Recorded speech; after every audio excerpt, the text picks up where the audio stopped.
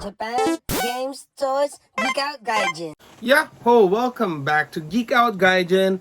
And as always, I am your Pinoy otaku in Japan but not in Tokyo, Hage Potato. Now, we're gonna be talking about the Nintendo Switch 2 release here in Japan.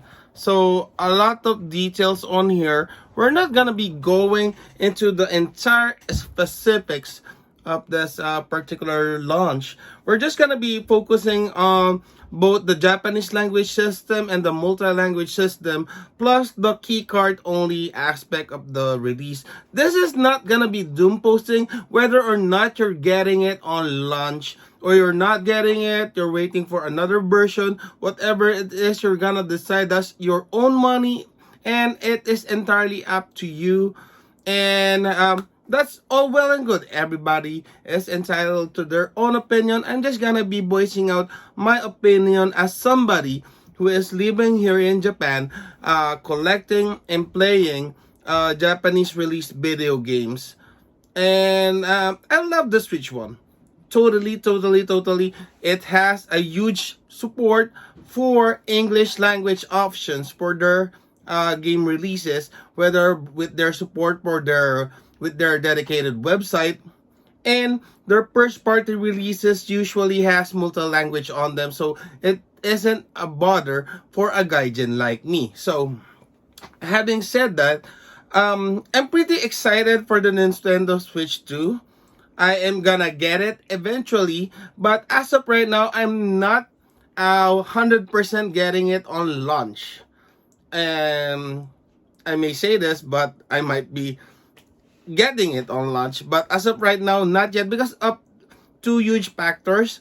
One, I'm not that fluent in reading, listening with the Japanese language. I can't read kanji. So they have released two info. They're going to be releasing two types of Nintendo Switch 2 on launch.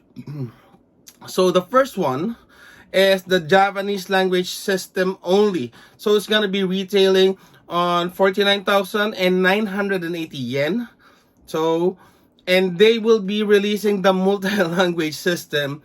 And the price is gonna shock you. It's 69,980 yen. So, that's almost $200 of a difference. So, now I'm calling it Gaijin tax. So, this is the main thing that's preventing me from getting it on launch day. I have the funds to be able to get it.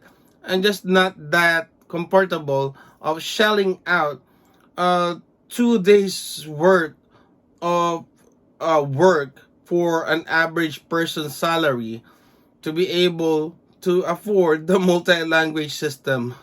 The multi-language system one. So as I'm saying this, I'm kind of bummed out. I'm a little bit irritated that they did this. I mean, it's mostly just a software thing. It doesn't. I'm no expert, but I'm assuming it's just a software thing, and to tax us gaijins that much to be able to buy a Switch 2 here in Japan when we're already living here. I don't know. Maybe it's to prevent other people from who are tourists or something. I don't know the analogy with this, but it's such a downer for me. I love collecting for it. Anyway, that's the aspect. That's my opinion on this. When I do eventually get it, I'm gonna get the multi-language system, and I'm not even gonna bother to check the difference with the JLS. I'm just gonna wait for somebody else to do it for me. I'm gonna check it out by then. But that's my opinion on this. That's such a big difference. $200 or 20,000 yen difference to be able to have a system. It's just like region locking, but you're gonna be able to unlock the region just by adding a huge. I wouldn't care if it just 5,000 or even Ichiman, or even just $100, $200. That's already a system on itself. I could buy a PS4 for that money with a game, 2 games, 3 games exactly. Anyway, let's go to the second issue with the Nintendo Switch 2 release. It's the some of the cards do not have the entire game on card. So this is actually a non-issue for me. They have been pushing digital. PlayStation has done this, Xbox has done this. It's also been done on the Switch before, where you're just buying the cases. So with this one, I'm just gonna do what I always do. I'm gonna stick with my money and just gotta buy the games that have the full game on card on them, and stay away from the key cards thing. I know everything's been all digital every time, but just an example on this.